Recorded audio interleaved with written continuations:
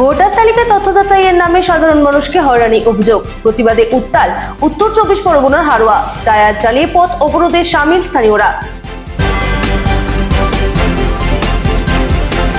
Voter তালিকায় logical discrepancy বা তথ্যগত অসঙ্গতির অভিযোগে গণশুনানি নোটিশ ঘিরে রণক্ষেত্রে উত্তর 24 পরগনার হারোয়া। বসিরহাট মহকুমার হারোয়ার রাজারহাট রোডের গোয়ালপোতা এলাকায় টায়ার চালিয়ে এবং প্রধানমন্ত্রী কুশপুতুল দাহ করে ব্যাপক বিক্ষোভ দেখালেন গ্রামবাসীরা।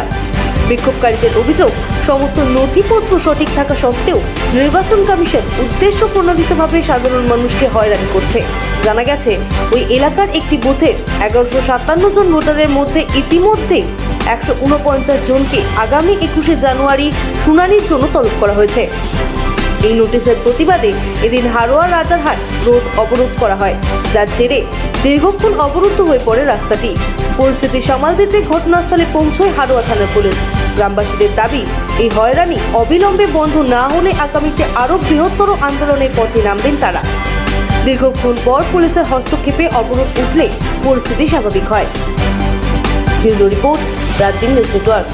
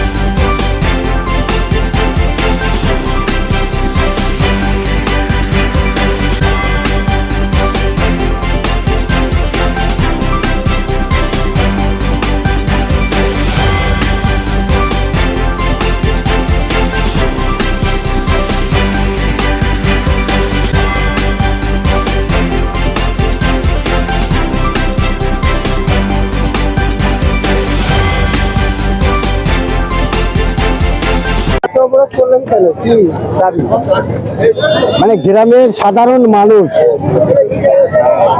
এসআইআর নিয়ে যা চিন্তা ভাবনা এবং কষ্টের মধ্যে আছে, সাধারণ মানুষের জবাব দেওয়া যাচ্ছে না। একবার দুবার তিনবার করে ফর্ম রিটার্ন আসছে, পরপর সংশোধন করার পরেও রিটার্ন আসছে, যার জন্য মানুষ অতিষ্ঠ হয়ে গেছে, যে রাস্তা অবরোধ করতে বাধ্য হয়েছে। হ্যাঁ, আমাদের দাবি সুস্থভাবে সত্যিকারের যাদের বৈধ, যাদের এগুলো আছে বৈধ, তাদের সঠিক করে দেওয়া হোক, নচেত বারবার রাস্তা অবরোধ হবে, আরো কিছু হবে। আইনগত অন্য কোনো রকম বাধা মানব না, আমরা সমস্ত দিক থেকে লড়াই চালিয়ে যাব। মানুষ যদি মানুষের সঙ্গে নিয়ে মানে লড়াকু সেনার মতো লড়ে যাব আমরা। সরকার যদি এর বিরুদ্ধে কিছু করে তো ভালো, না করলে কেন্দ্র সরকারের বিরুদ্ধে যা কিছু আন্দোলন করার আমরা করে যাব, পরিষ্কার কথা। আমার নাম মোহাম্মদ হাজার আলী খান।